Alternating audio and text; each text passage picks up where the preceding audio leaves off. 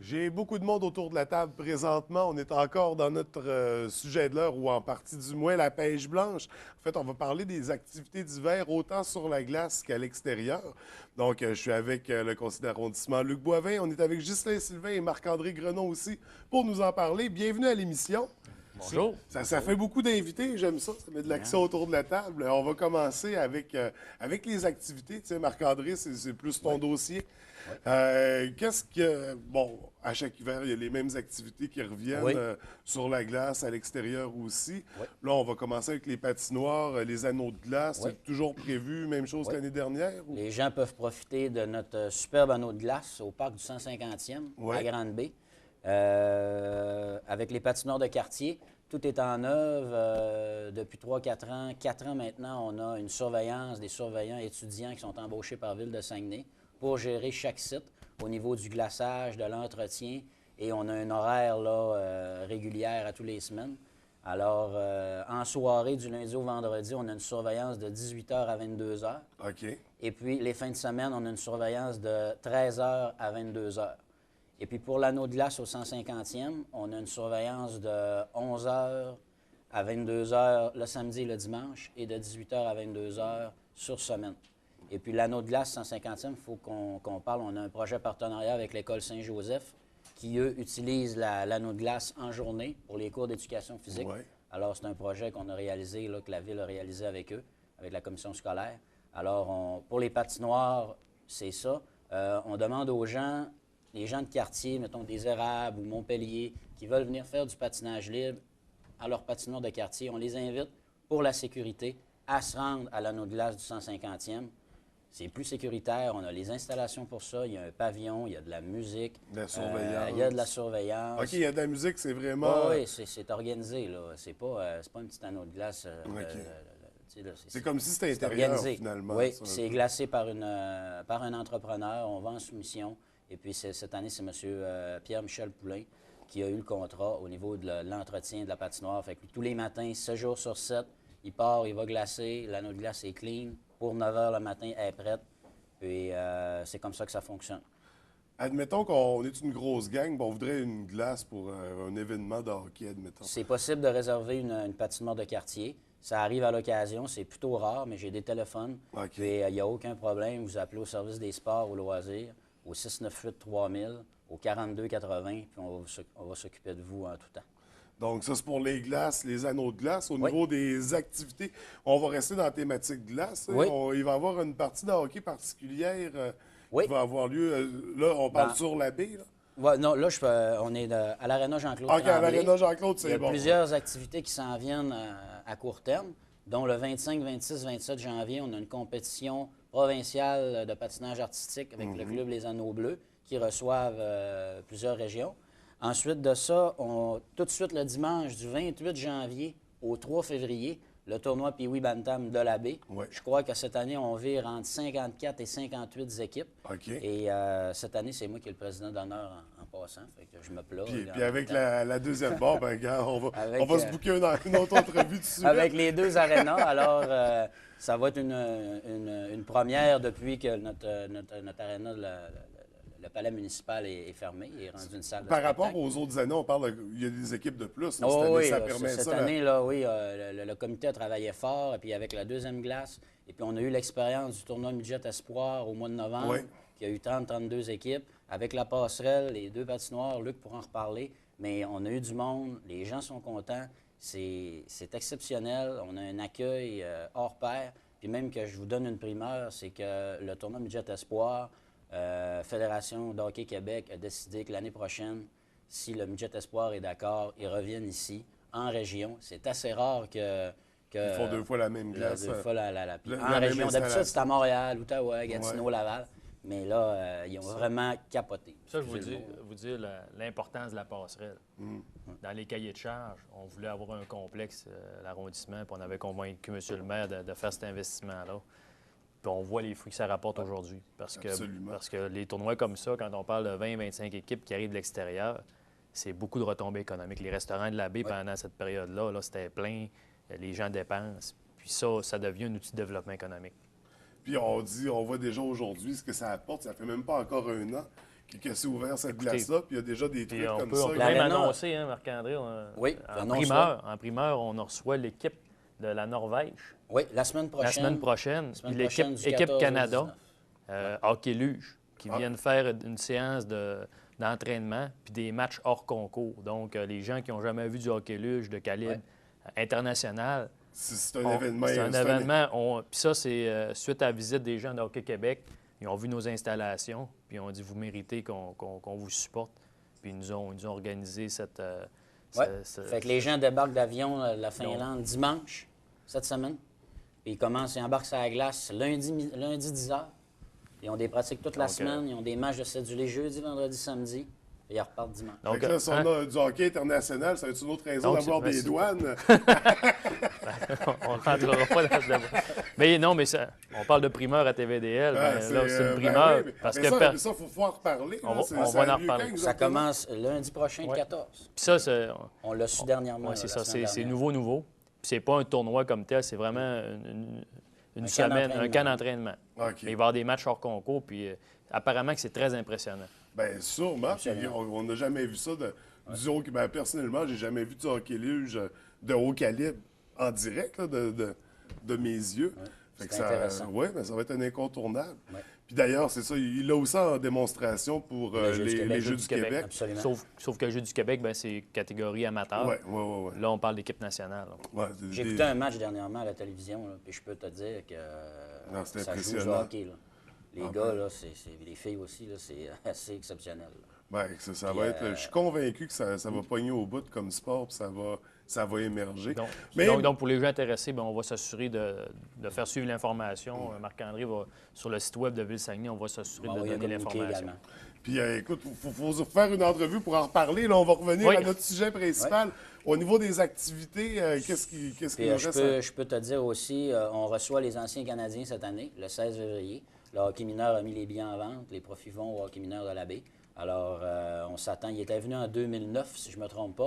Puis, l'aréna était bondée. Mais on les reçoit dans la glace 1, qui est l'ancienne aréna Centre Jean-Claude Tremblay, parce que la capacité, on peut recevoir plus de gens. Là, on peut aller à 1100 personnes là, dans l'amphithéâtre, dans le Centre Jean-Claude Tremblay, glace 1. Alors, le match a lieu le 16 février, si je ne me trompe pas, à 14 h en après-midi. Alors, on attend les gens en grand nombre. Procurez-vous vos billets, parce que ça s'envole assez vite. Oui. Billets disponibles par les jeunes du hockey mineur, puis aussi au restaurant. M. Gilbert va tenir quelques billets là, au restaurant. Fait qu'on va tout. J'imagine ça va s'écouler vite, ces Très billets-là. vite. On se dépêche de réserver nos places. Les adversaires des anciens Canadiens, je crois que c'est des gens d'affaires du milieu, des gens impliqués dans le milieu. Alors, on vous attend. Puis j'aimerais parler. On va voir Luc dans l'équipe. Oui, on a la chance de jouer avec les anciens Canadiens, puis avec le ministre Lebel. Denis Lebel va jouer aussi avec les anciens Canadiens. OK. Lui qui avait joué il y a 3 ans avec les ça anciens fait Canadiens. chaque année, il m'invite pour jouer avec eux. Ça, j'imagine, vous portez les chandails verts, les couleurs du national. Non, cette année, en fait, l'équipe va être composée de gens d'affaires, de gens du milieu qui ont déjà joué pour le national. Puis l'autre moitié, ça va être des militaires. OK. Les militaires, ils ont quand même la chance d'avoir une belle aréna, puis ils s'entraînent régulièrement. Ça fait partie, oui. Avec la moitié de l'équipe, puis les joueurs ont eu en commandite le chandail des Jets de Winnipeg. Donc, ils vont avoir un beau souvenir à conserver. C'est un match canadien Jets, mais de la baie. Ben, c'est excitant, ça, ces parties-là. L'expérience va être quand même incroyable de jouer contre des anciens Canadiens. Moi, j'avais coaché l'équipe contre Luc. C'est lui qui jouait avec les Canadiens. Moi, j'avais coaché, mais on n'avait pas gagné. Ouais. Faut gagner. Poursuivons avec... pour les activités... Il y avait 2 autres petites choses que je voulais rajouter. C'était de ne pas oublier de profiter de notre magnifique centre de ski, le Bellu. Oui.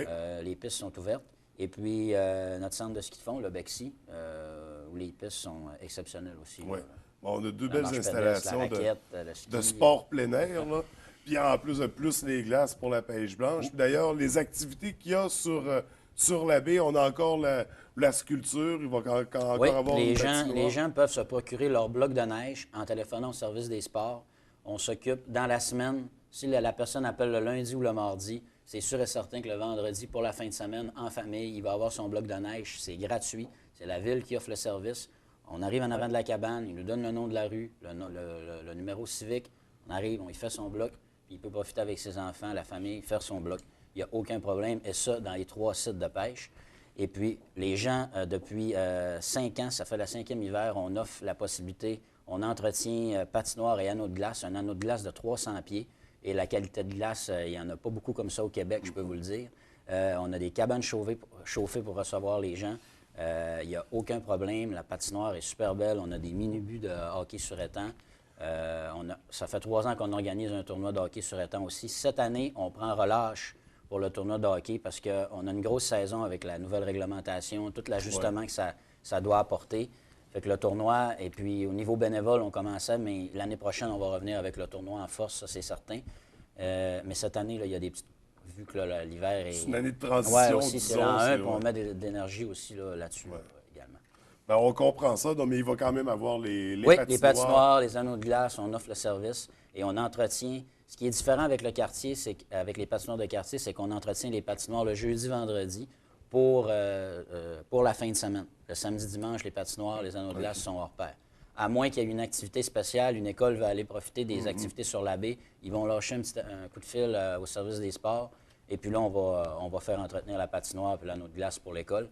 Mais à part ça, là, c'est pour les fins de semaine. Puis c'est important de le dire, ceux qui n'ont pas de cabane à pêche, il y a une belle grosse cabane de Ville-Saguenay. Fait que les gens qui veulent y aller essayer ça, ça vaut la peine. Vous allez être au chaud pour changer vos patins.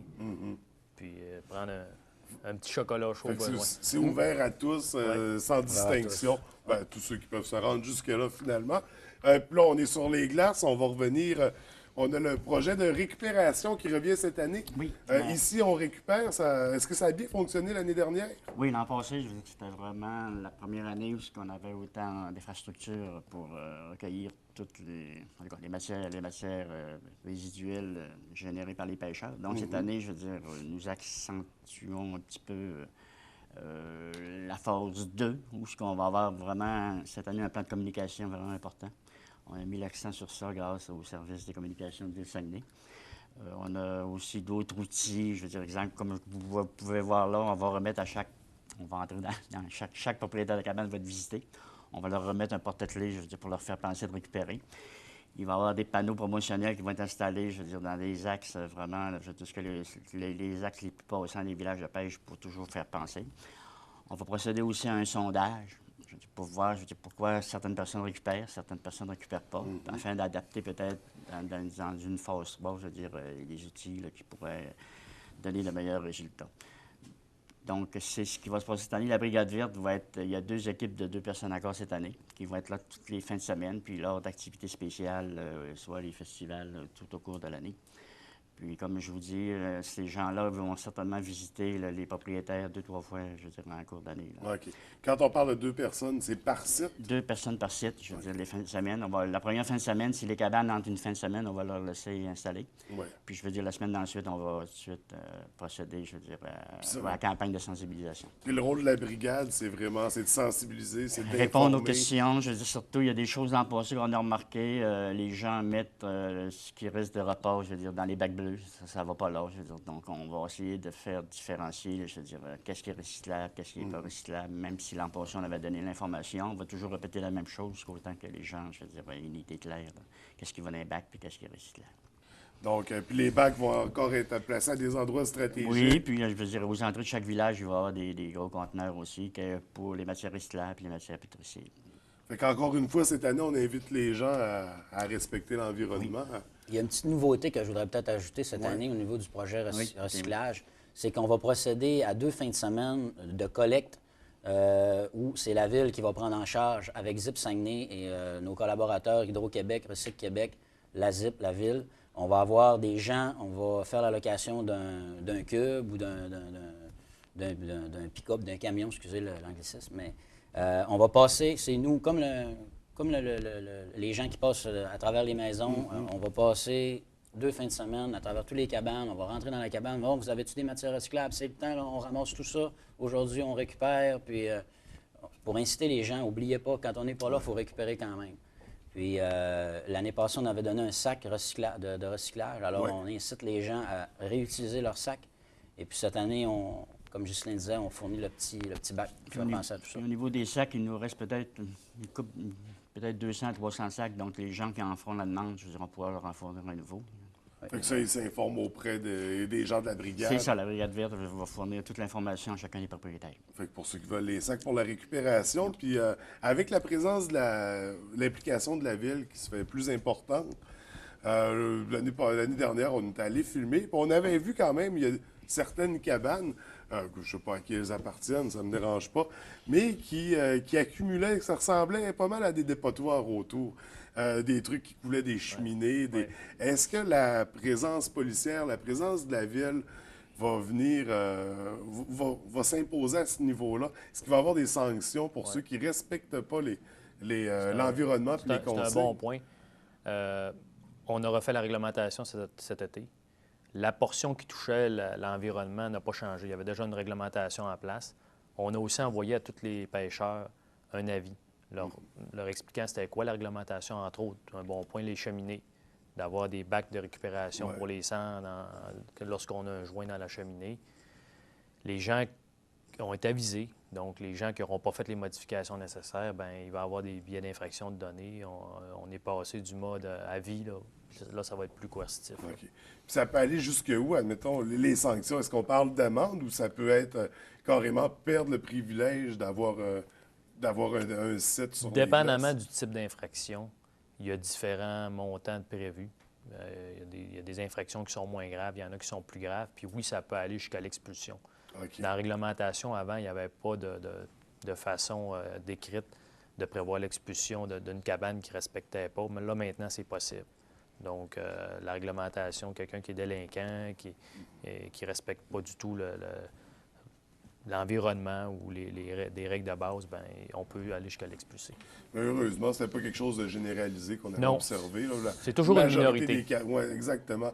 C'est une minorité, mais c'est une minorité qui sont à la limite de coudon. Est-ce qu'ils font exprès Bien, souvent l'image qu'on voit en première page, quand on voit quelque chose qui n'est pas correct, bien, c'est toujours la minorité. Ça fait passer le reste pour... Ouais. Mais je tiens à le souligner, la majorité des cabanes, c'était impeccable. Très beau. Je peux dire qu'il y a une grosse évolution. Bien, les gens respectent ça. C'est un sport que tout le monde veut pratiquer. Quand j'étais tout petit, c'était des criques de skidoo, là, les cabanes. Puis les gens brûlaient leurs cabanes à la fin de la saison. On est loin de là. Là, maintenant, c'est presque des petites maisons. Paul. Ouais. C'est des chalets Ils n'ont juste pas de sous-sol. C'est ça. Ils ont le trou pour y aller, mais ça arrête là. Je n'avais pas pensé à ça. Ce qu'il faut dire, cette année, les villages, là, c'est quelque chose. Là. Je ne sais pas si vous êtes allé filmer, vous êtes allé voir un peu, mais moi, je suis allé hier en motoneige. Ouais. Puis à Grande-Baie, là, parce que là, ils ont commencé le prédéneigement. Là, on parle au large des rues de 40 mètres. Et puis toute la signalisation, on va retrouver des noms de rues de ville de Saguenay en aluminium. Les stops, c'est en aluminium. Les limites de vitesse. Toutes les panneaux. Qu'on reproduit vraiment. C'est vraiment un vrai village. Il va juste manquer les poteaux de Le plus bel exemple, c'est un terrain de camping. C'est ça. C'est une formule qui est éprouvée, que ça fonctionne bien.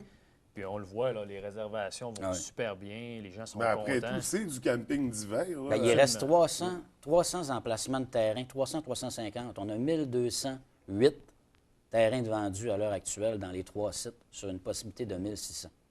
Alors, ça a parti, là... Donc, à ceux qui disaient que ça allait tuer l'activité, je pense que les gens ont compris qu'on voulait sécuriser l'activité. On voulait aider la nature. C'est ça qu'on a fait. Puis on veut que ça continue d'être festif. Puis les gens apprécient ça. Là. Les gens qui ont pu réserver leur terrain d'avance, ça ne sera pas la cohue. Je pense pas, en tout cas, que ça va être la cohue comme par les années passées lors de l'embarquement. Les gens ont leur place réservée. Donc, paniquez pas. Même si vous rentrez 2 centièmes sur la baie, vous allez encore avoir votre terrain. Ouais.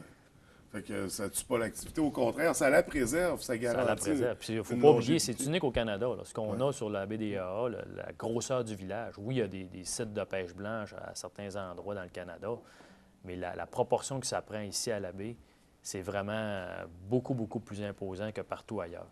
Je serais curieux de savoir ailleurs dans le monde Moi, j'ai reçu 2 téléphones de la Gaspésie, 15 jours, 3 semaines, parce qu'ils savent que la ville de Saguenay, l'activité de pêche blanche est importante. Pour savoir un petit peu c'est quoi la réglementation, parce que les autres, ils parlaient de 125 cabanes. Fait qu'ils veulent s'inspirer de la réglementation. D'ailleurs, je suis convaincu de ça. Le travail qu'on a fait, puis les balises qu'on a mis, vont servir à partout pour implanter des villages. Puis, parce que le travail qui a été fait cet été, au courant de l'automne, là, était vraiment magistral, puis on a pensé à tout. Là. On est en ajustement aussi. Comme un exemple, lors de l'assemblée qu'on a fait à l'abbé, on a ajouté, par exemple, la dimension des bonbonnes. Demain, ce soir, au conseil de ville, vous allez voir dans un des points à l'ordre du jour, on augmente de 80 livres à 100 livres les bonbonnes de propane pour montrer justement qu'on n'est pas ferme, qu'on n'est pas entêté. On a ajusté la réglementation pour que les gens continuent d'embarquer avec leurs bonbonnes de 100 livres. Parce que 80 livres, bien, ça provenait des règlements de roulotte, parce qu'une roulotte, bien, c'est limité à 80 livres. Donc, on a calqué ça. Mais on s'est ajusté. Fait que c'est pas... Il y a des ajustements, les gens... Oui. Puis cette si année, les c'est une gens année de observent des choses, transition. ils peuvent, Le comité est encore actif. Marc-André est présent. Tout le monde s'implique. Puis on va ajuster aux besoins là, les choses qui vont moins bien fonctionner. Donc, les gens, ce qu'on dit, c'est soyez patients. S'il y a des petites choses qui fonctionnent moins bien, on va l'ajuster. Puis l'an prochain, ça va être encore mieux. Mais c'est une activité qui est super importante économiquement, pour le plaisir. On dirait que les gens, quand la baie est ouverte, le bonheur revient. Ah, c'est... C'est notre... En plein milieu de l'hiver, c'est ça, c'est comme l'été quand même. Ah, oui. Les gens sont heureux. Ça fait passer au travers de cette saison-là qui est parfois difficile. Écoutez, on a pris beaucoup de temps parce qu'on avait beaucoup de sujets. Je vous remercie. J'espère qu'on aura la chance de se revoir à la fin pour faire un bilan justement des nouveautés qui ont été apportées, comment ça s'est déroulé. Il va falloir se revoir aussi pour les événements de hockey puis de hockey luge. Oui. On encourage les gens à récupérer encore cette année puis à mettre les efforts. En fait, c'est pas des gros efforts non plus, c'est juste Non, vraiment, je veux dire, avec tout ce qui est mis en place, là, je veux dire, tout est apporté de main. C'est quasiment C'est le juste- faire à leur place. Ça. C'est entre les oreilles. C'est Il ça. y a un gros travail qui s'est fait. Puis Recyc Québec, on a une belle aide de l'arrondissement de la baie, de la ville. Puis Recyc Québec, cette année, là, la ZIP a travaillé fort pour aller nous chercher des subventions importantes. Puis c'est très apprécié. Là, ça nous aide aussi là, à travailler. Puis c'est exactement, puis ça préserve, c'est ça. Ça aide à préserver l'environnement de notre site puis la qualité de cette activité-là qu'on a à chaque année. C'est important de faire de la pêche blanche un événement éco-responsable, Ouais. considérant, je veux dire, l'ampleur, puis toutes les retombées que ça peut générer. Absolument, absolument. Écoutez, je vous remercie d'être venu à l'émission. C'est vous. On se revoit bientôt pour d'autres sujets, je l'espère, puis je vous souhaite une bonne fin de journée. Merci. Merci.